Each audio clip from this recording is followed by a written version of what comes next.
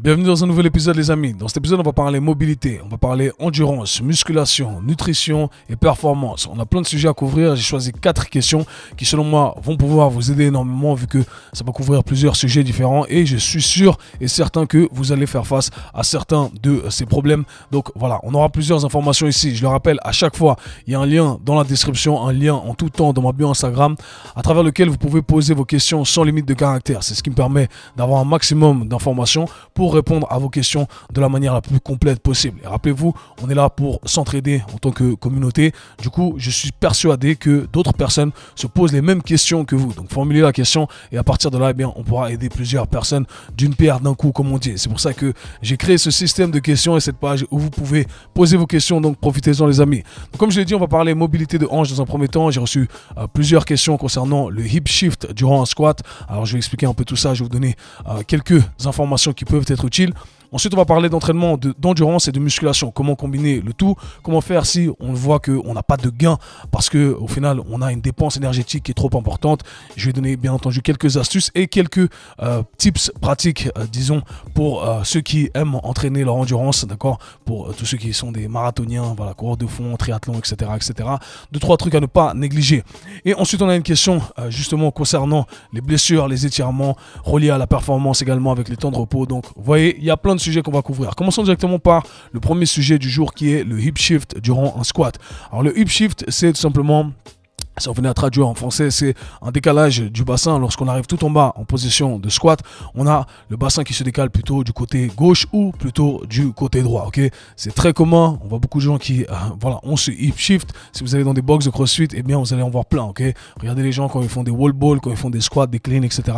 Ça arrive très souvent. Ok, et la vraie question qu'il faut se poser, c'est pourquoi ça arrive. Mais avant tout, je tiens à amener une approche critique de ce qui est proposé aujourd'hui dans le monde de la correction.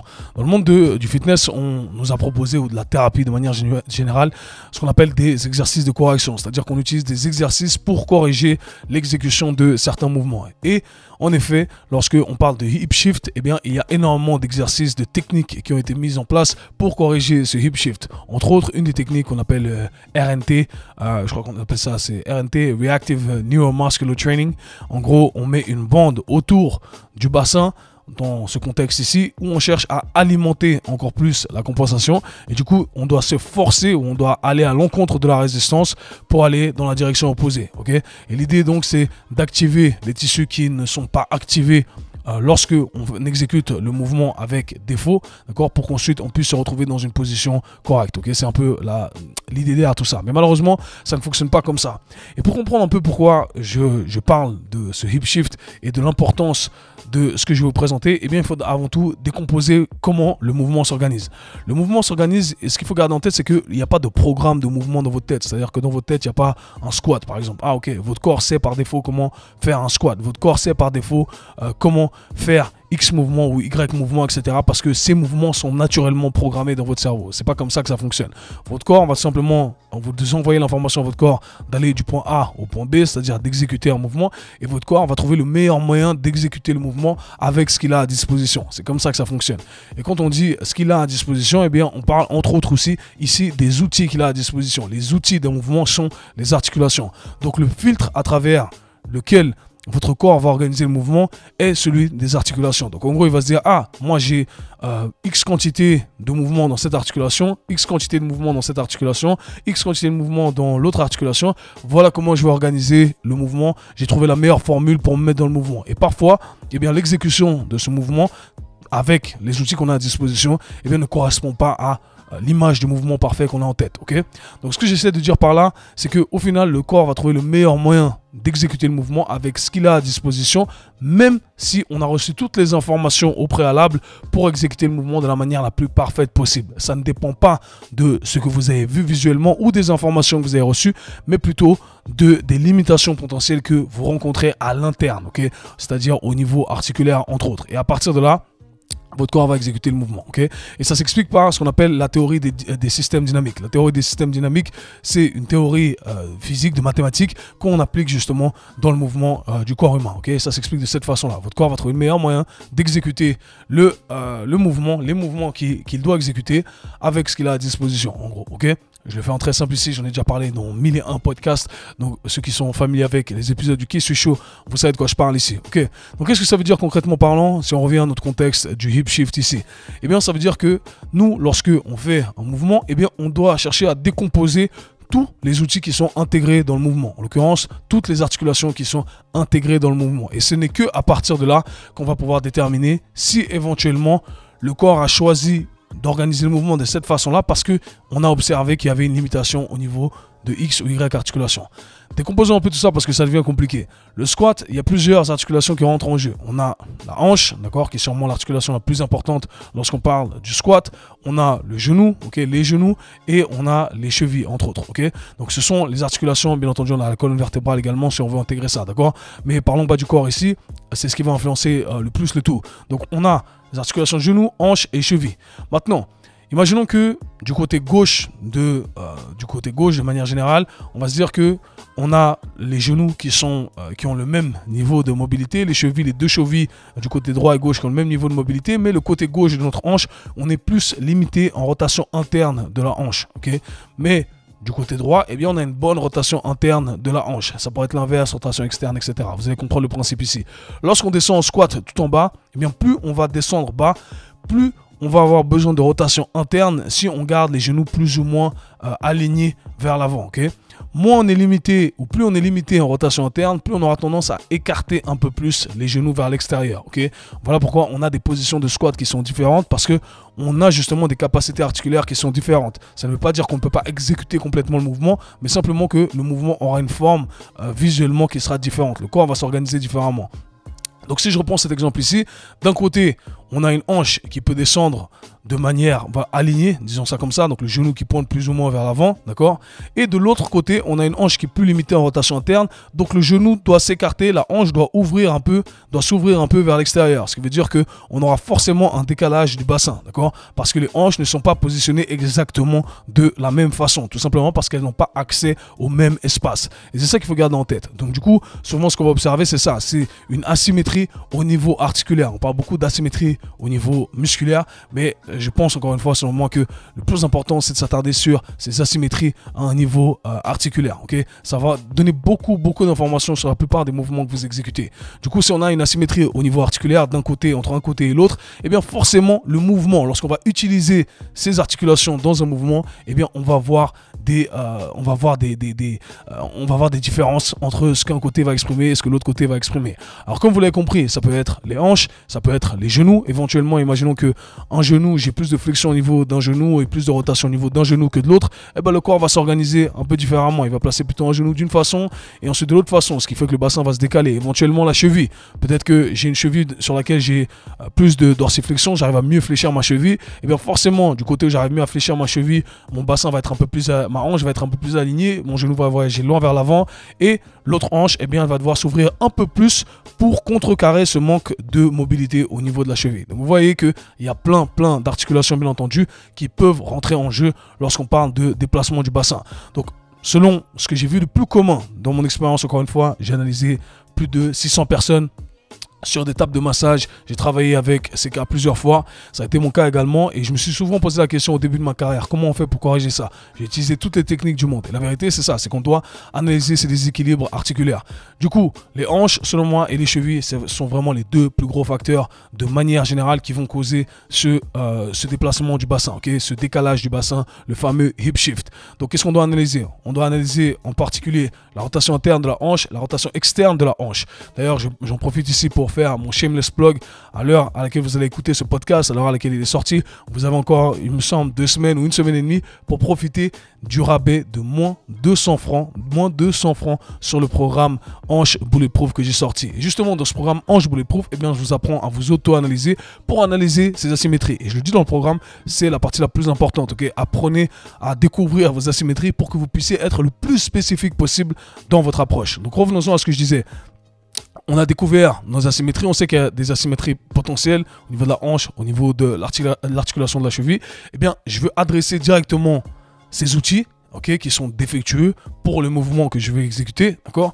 Et à partir de là, si j'arrive à corriger tout ça dans le sens où j'arrive à développer ce qui est limité, eh bien forcément, quand je vais pouvoir les réintégrer dans le mouvement, eh bien mon mouvement aura l'aspect visuel que je cherche à avoir, parce que j'aurai la capacité de me mettre dans le mouvement tel que je le souhaite, sans créer de compensation, sans créer, si on veut, on va pas accomplir le mouvement en utilisant d'autres alternatives, parce qu'on arrive à le faire avec l'alternative qui est demandée. C'est aussi simple que ça. Donc analysez vos limitations, travaillez spécifiquement dessus. Et ce que je voulais dire, c'est que ici, ce qui est très important, on parle souvent de rotation interne de la hanche et rotation externe de la hanche. C'est ce que vous voulez analyser en priorité pour votre squat, principalement lorsqu'on arrive en position tout en bas du squat. Et j'ai déjà fait des vidéos là-dessus, je crois que j'ai déjà fait un podcast là-dessus en disant qu'on a tous des squats différents. Et les squats sont différents justement à cause des différentes limitations qu'on va rencontrer, d'accord? Donc il n'y a pas de squat parfait, il ne faut pas se marier à ces règles. On dit qu'il faut placer ses pieds exactement de cette façon-là, placer les pieds d'une autre façon, placer les genoux, les hanches d'une façon ou d'une autre façon, ok?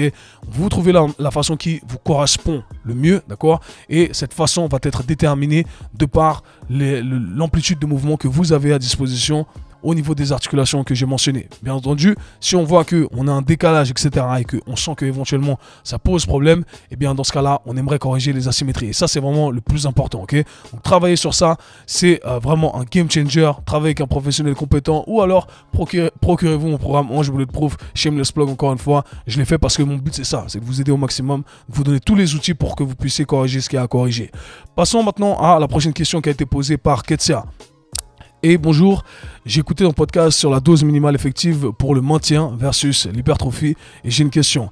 Est-ce qu'on peut considérer qu'il peut y avoir une variation de cette quantité minimale dans des conditions où le catabolisme est augmenté? Je pense notamment à une pratique accrue des sports d'endurance ou au fait d'avoir des apports caloriques très bas. Je pose la question car je pratique le triathlon en longue distance et en pleine saison, la masse musculaire fond facilement. Et je me demande quel type d'entraînement et en quelle quantité maintenir à côté pour stabiliser la masse musculaire. Ok, alors bonne question ici de Ketsia, qui est donc une athlète d'endurance. C'est comme ça qu'on les catégorise, d'accord? D'ailleurs, je tiens à remercier Ketsia parce qu'elle a écrit vraiment sans faute d'orthographe. Et moi qui fais beaucoup de fautes d'orthographe, pour ceux qui savent, qui me connaissent en français, je fais énormément de fautes d'orthographe. Mais là, voilà, il y en a qui abusent. Des fois, même je lis les questions, je me dis, les gars, si moi-même, Kevin, K-Swiss, je vois les fautes d'orthographe et ça pique les yeux, c'est qu'il y a un problème, les gars. Faites un effort, s'il vous plaît. Donc ici, je ferme la parenthèse. Donc, athlète d'endurance. Alors, première question qui a été posée ici, c'est question qui concerne mon podcast sur la dose minimale effective. J'ai fait un podcast là-dessus. Je vous invite à aller l'écouter. Podcast qui est intéressant selon moi parce que je vous explique en gros le signal minimum pour construire du muscle, pour développer de la force, pour développer les différentes qualités. Basé sur toutes les évidences que j'ai pu récolter. Ok, une multitude d'évidences, que ce soit la littérature scientifique que j'ai pu lire, ce que j'ai pu expérimenter sur moi, ce que j'ai pu expérimenter sur d'autres.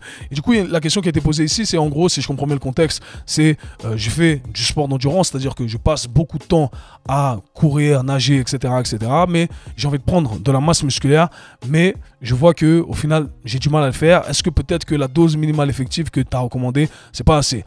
Et donc, elle mentionne également le fait qu'il y a un apport calorique qui est relativement bas. Alors, l'apport calorique en soi, ici, est très important et c'est le premier truc sur lequel j'aimerais m'attarder. Quand on fait des sports d'endurance, on dépense énormément d'énergie et qui est de calories. On dépense énormément de calories. Les gens pensent que quand on fait des séances de musculation, on dépense beaucoup de calories. On ne dépense pas beaucoup de calories quand on fait des séances de musculation. Okay, la littérature est en accord avec ça, tout le monde est en accord avec ça. D'accord? Quand on fait des sports d'endurance, quand on fait une grosse sortie de course, etc., on va pouvoir dépenser jusqu'à 1000, 1200 calories, que sais-je, en fonction de la distance que vous allez parcourir. Et donc, bien entendu, si on veut construire du muscle, plutôt la distinction que j'aimerais faire ici, quand je parlais dans cet épisode-là de la dose minimale effective, on fait référence ici au signal effectif pour envoyer l'information déterminant l'adaptation qu'on cherche à créer. Okay, et donc, il faut distinguer ici envoyer le signal, c'est-à-dire la dose pour envoyer le signal, et ensuite avoir les outils, si on veut, pour créer cette adaptation. C'est-à-dire que, en gros, j'envoie le signal pour construire plus de muscles, c'était le bon signal, mais si j'ai pas les outils, le matériel pour construire ce qui m'a été envoyé, eh bien ça va pas fonctionner. Si j'utilise une métaphore ici, on m'a donné toutes les informations pour me dire exactement comment construire la chose que j'aimerais construire, mais au final, on m'a pas donné le matériel, on m'a pas donné le bois, on m'a pas donné le ciment, etc., etc. Et ben, ça va pas fonctionner. Ben, c'est pareil ici avec le corps humain. C'est-à-dire que si vous envoyez le signal pour construire du muscle, mais qu'au final, votre apport calorique n'est pas assez conséquent pour que vous puissiez justement rajouter du tissu, parce que c'est ça, hein, quand on parle de prendre de la masse, construire du muscle, etc., eh bien, on veut avoir une quantité de calories qui est au moins en maintenance, ok, au moins en maintenance avec apport protéique qui respecte une certaine norme, d'accord, ou alors en surplus.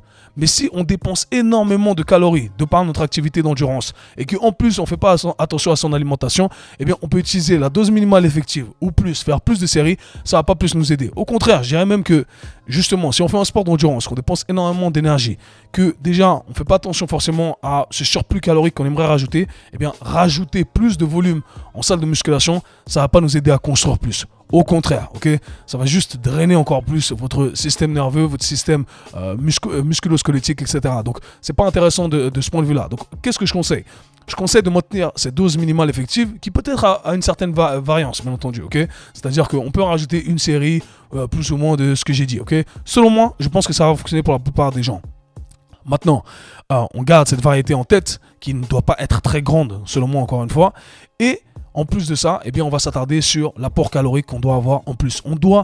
Et c'est là où ça devient intéressant justement de calculer ce qu'on consomme pour avoir une idée et se dire, ok, là, je suis en train de stagner, je suis pas en train de prendre de la masse musculaire avec mon activité. Qu'est-ce que je dois faire? Eh bien, je dois rajouter justement un surplus calorique, ok, par rapport à ce que je consomme. Et bien entendu, Ketsia ici, je t'invite à faire attention à la quantité calorique que tu consommes et en plus de ça, la quantité de protéines, parce que la plupart des gens négligent ça, ok. On veut avoir une quantité de protéines qui est relativement importante pour pouvoir construire du muscle. J'ai déjà donné des rangées. De manière générale, on parle de 1,6 g de protéines par kilo de masse maigre. D'accord, par kilo de masse maigre, c'est compliqué ici, mais c'est pour vous donner une idée très simple, une métaphore que j'utilise.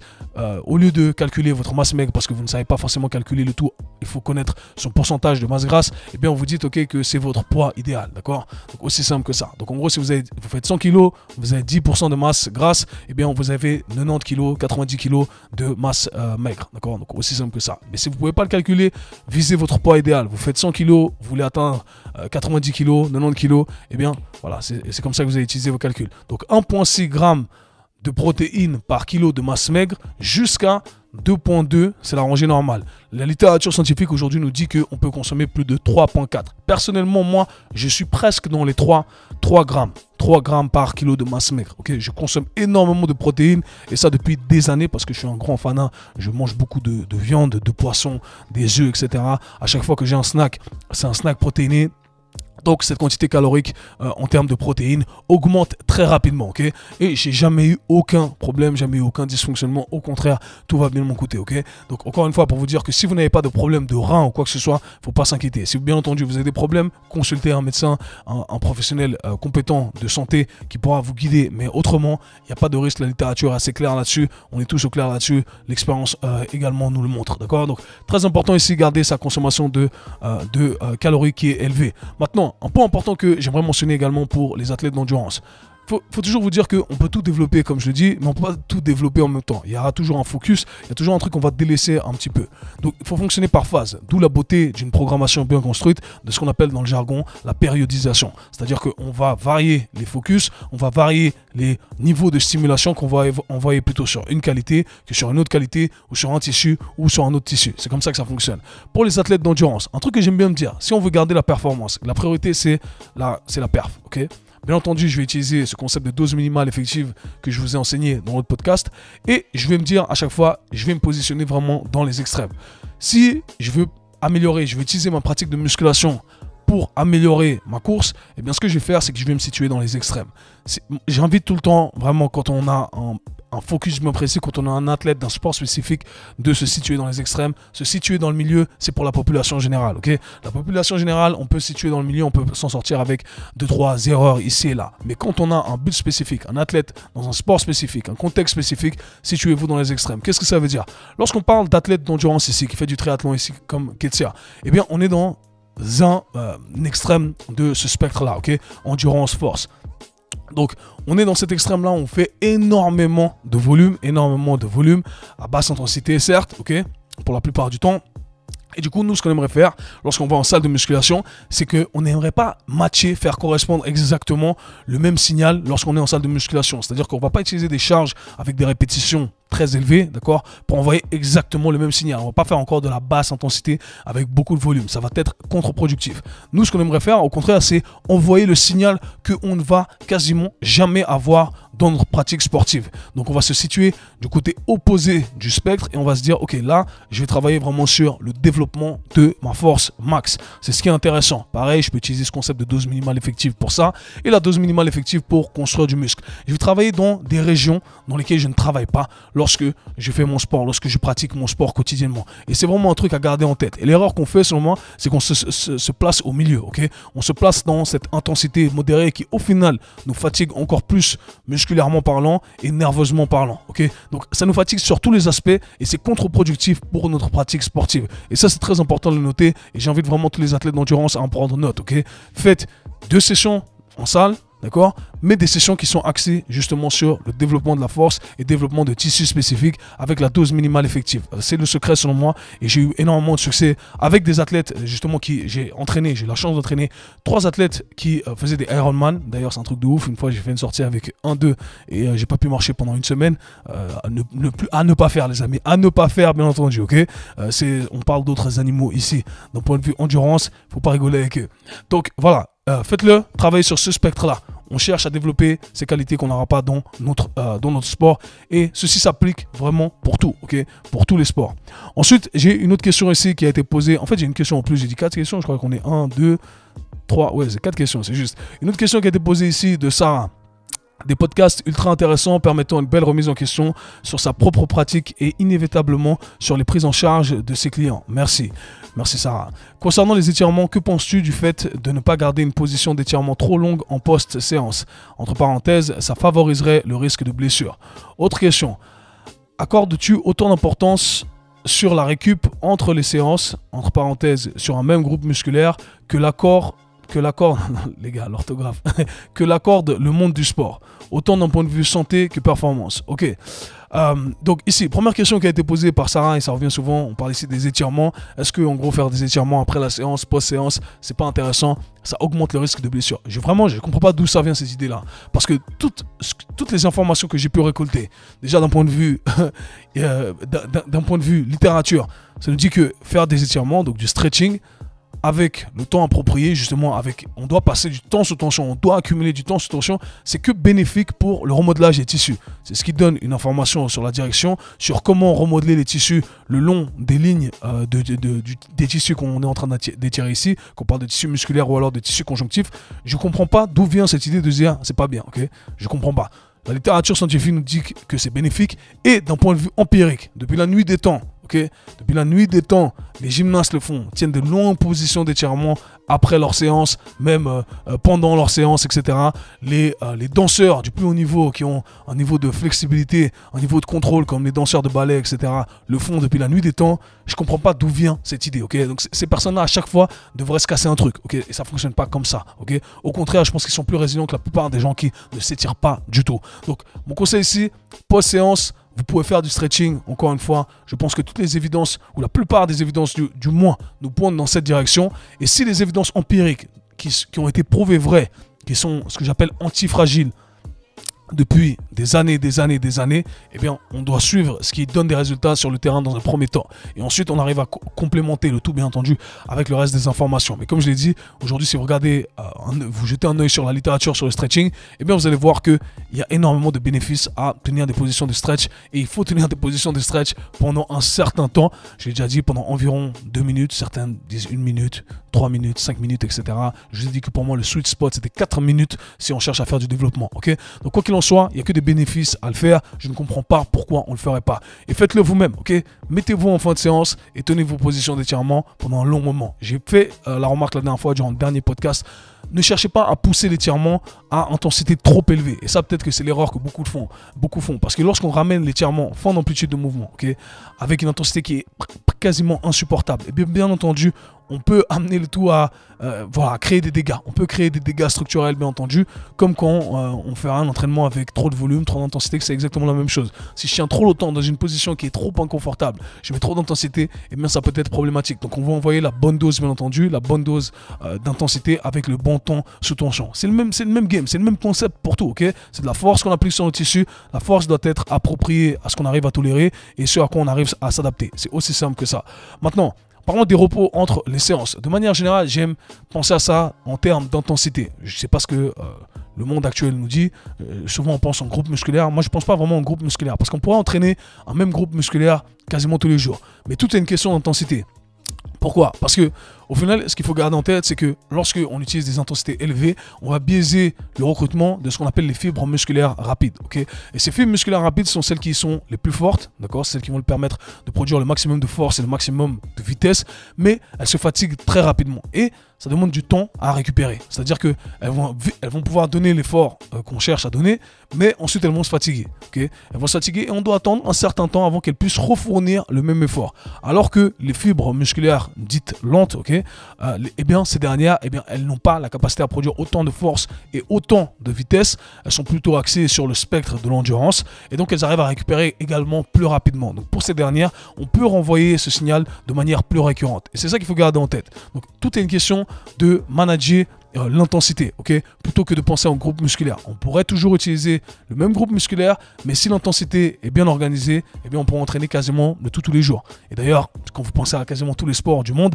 eh bien on sollicite les mêmes groupes musculaires à chaque fois, d'accord? Donc le problème, c'est qu'on regarde le tout à travers la lentille de la musculation classique, type bodybuilding, encore une fois, avec intensité modérée. On est toujours dans l'intensité modérée, quasiment tout le temps. Okay, cette intensité où on cherche à faire beaucoup de volume. On nous a dit, ok, tout le temps, beaucoup de volume avec intensité modérée. Okay, le 5 à 20 reps. Okay, donc on fait ça. Forcément, ça, au bout d'un moment, toujours les mêmes intensités qui vont fatiguer au final notre système nerveux, encore une fois, notre système musculo-squelettique. On ne peut pas répéter ce même signal constamment. Mais si les intensités sont bien gérées, eh bien on peut viser le même groupe musculaire. De manière générale, on va filtrer le tout donc à travers ce filtre-là qui est celui de l'intensité. Quand on utilise des intensités très élevées, moi personnellement, j'aime donner 48 à 72 heures de repos, ok, à 72 heures de repos. C'est la rangée de manière générale que je cherche à viser.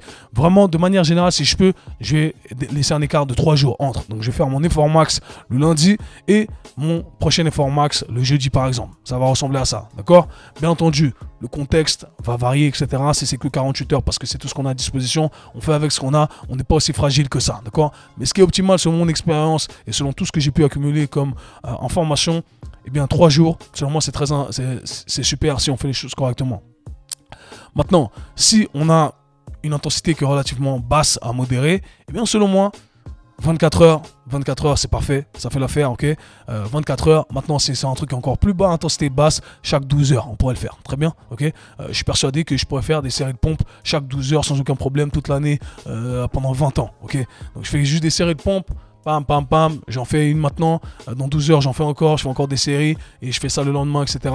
Et j'aurai aucun problème pour la plupart des cas. Dans la plupart des cas, on n'aura aucun problème, ok. Donc bien entendu, il faut savoir connaître, gérer le tout à travers simplement ce filtre de l'intensité et comprendre quelle intensité on utilise. Donc j'espère que ça va vous aider ici. Je pense que ça chamboule un peu les on-dit de l'industrie également. Maintenant, dernière question qui m'a été posée que j'ai trouvé très intéressante et j'espère que vous allez pouvoir répondre à cette question également. Faites-le dans les commentaires si vous regardez tout ça à travers YouTube, je serais intéressé de connaître votre réponse et sinon pensez simplement à la formuler dans votre tête. On m'a posé la question l'autre jour, on m'a dit Kevin, selon toi, qu'est-ce qu'un athlète complet ou ce qu'on considérait un super athlète, sachant que on ne parle pas ici d'un athlète qui pratique une activité sportive spécifique. Et je trouvais que c'était une question qui était très intéressante parce qu'au final c'est ce que je cherche à être quand je dis que je cherche à être un athlète hybride, c'est-à-dire un athlète complet. Ok, c'est vraiment ma définition du truc et j'ai toujours dit que je préférais être fort à 80% à peu près dans tout que être très fort à 100%, ok, ou être le meilleur à 100% dans un truc. Ça a toujours été ma philosophie de manière générale. Je préfère parler 5 langues à 80-85% que parler une langue uniquement à 100%. C'est mon choix, chacun fait ce qu'il veut, ok. Maintenant, selon moi, un athlète qui est complet, eh bien c'est un athlète qui arrive à combiner les différentes qualités athlétiques, ok, à son niveau, ce qui est relatif à son propre niveau. C'est-à-dire qu'on aimerait être capable de produire de la force, être capable de produire de la vitesse. On a certains marqueurs qui nous permettent de mesurer tout ça. Et on a un profil qui est équilibré entre les deux. C'est-à-dire qu'on arrive à produire autant de force quasiment que de vitesse. Ok, on n'a pas un déséquilibre qui est trop flagrant entre notre profil force-vitesse. On a une certaine endurance fondamentale. On a encore une fois certains tests pour mesurer tout ça. D'accord. On a accès à des amplitudes de mouvement qui nous permettent de pratiquer une grande variété de mouvements, différentes patterns de mouvements dans l'espace sans restriction. Okay, donc bien entendu, je regarde tout à travers ces qualités-là, c'est-à-dire la force, la vitesse, l'endurance fondamentale, ce que j'appelle également la réactivité pour le côté un peu plus athlétique et la mobilité. Okay, c'est vraiment les piliers à travers lesquels je regarde le tout. Si vous travaillez sur ces aspects-là et que vous cherchez à les améliorer constamment, toute l'année, et bien selon moi, vous êtes ce que j'appelle un athlète complet. Et un point qui est très important et que j'ai mentionné lorsque j'ai répondu à cette question, c'est que j'utilise pas des données arbitraires.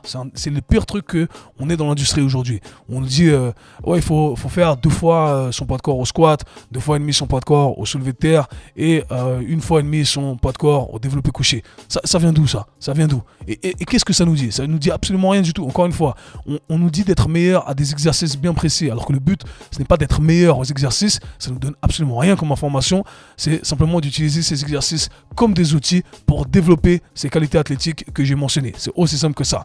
Et pour ceux qui ont déjà travaillé avec la population athlétique, eh bien les gars, je connais des gars qui squattent 2 fois et demi leur poids de corps, mais qui ne saute pas plus haut qu'une personne qui squatte 1 fois son poids de corps, ok, avec même taille, etc. Donc encore une fois, ça veut absolument rien dire, ok. Tu peux bench 2 fois ton poids de corps et au final sur une compétition autre où on va devoir utiliser cette pattern de poussée qui va être différente, eh bien tu vas être moins fort. Ça veut absolument rien dire. Encore une fois, prenez des athlètes, des combattants de n'importe quel sport de combat qui sont des monstres physiquement, etc., qui n'arrivent pas à faire 1 fois leur poids de corps au squat, au développé couché, etc. Ok, mais c'est des monstres. Si vous les mettez dans un ring contre quelqu'un d'autre, dans des épreuves de force vraiment où ça change vraiment de des patterns de mouvement bien prédéfinis, avec des règles prédéfinies, des positions prédéfinies, eh bien on verrait que ces gens-là sont beaucoup plus forts, sont beaucoup au-dessus. Donc encore une fois, ne vous faites pas avoir par ces critères arbitraires qu'on donne dans l'industrie. Le but c'est simplement de se dire, ok, je deviens à chaque fois meilleur. C'est-à-dire que lorsque j'utilise un de ces outils pour améliorer ma force max, eh bien, j'observe un progrès. Lorsque j'utilise un de ces outils pour améliorer ma vitesse, j'observe un progrès. Je bouge plus rapidement. Si je développe ma force max, eh bien, je lève plus de poids. C'est-à-dire que j'arrive à produire, à décharger plus de force. Ok ? Si je travaille ma réactivité, j'ai un temps de contact avec le sol qui est plus court, etc. Si j'entraîne ma mobilité, j'arrive à me mettre dans une position dans laquelle je n'arrivais pas à me mettre par le passé. C'est ça qu'il faut voir, ok? C'est pas les nombres arbitraires qu'on nous donne. Donc encore une fois, ça va être relatif à où vous étiez par le passé, bien entendu, et à partir de là, vous créez vos propres standards à vous. Ce qui compte, c'est simplement d'être meilleur, de faire à chaque fois un peu plus. Et si vous travaillez sur tous ces aspects, eh bien seulement c'est ça qui fait un athlète complet. Un athlète qui peut, dans ce cas-là, aller dans n'importe quelle discipline, il aura en tout cas le niveau requis d'un point de vue athlétique pour s'adapter aux disciplines. Peut-être pas au niveau technique, ce qui va faire toute la différence, bien entendu, mais d'un point de vue athlétique, eh bien, il peut pratiquer n'importe quelle discipline. Et à ce jour, aujourd'hui, bientôt 31 ans, dans quelques jours, eh bien, je pense que je peux pratiquer n'importe quelle discipline et je tiens la route, ok? Ça va me prendre quelques semaines d'ajustement pour la technique, etc. Mais je peux intégrer tout ça. Et c'est vraiment le point fort de travailler sur ce développement de ces différentes capacités athlétiques. Et quand on le fait, eh bien entendu, il y a un transfert dans tout. Parce que ces qualités athlétiques sont représentées dans tous les sports. C'est aussi simple que ça. Donc c'est ça un athlète complet selon moi. Je serais curieux d'avoir votre réponse ici et quel standard éventuellement vous utilisez si vous en utilisez quelques-uns. Les amis, c'est tout pour l'épisode d'aujourd'hui. Je le rappelle, profitez de l'offre de moins de 200 francs sur le programme Hanche Bulletproof. Ça finit mi-mai. Je ne me rappelle plus de la date exacte, je crois 15 mai, un truc comme ça. Mais comme ça, vous savez, ne tremblez pas, comme j'aime si bien le dire. Nous, on se voit, je parle très bientôt. Peace!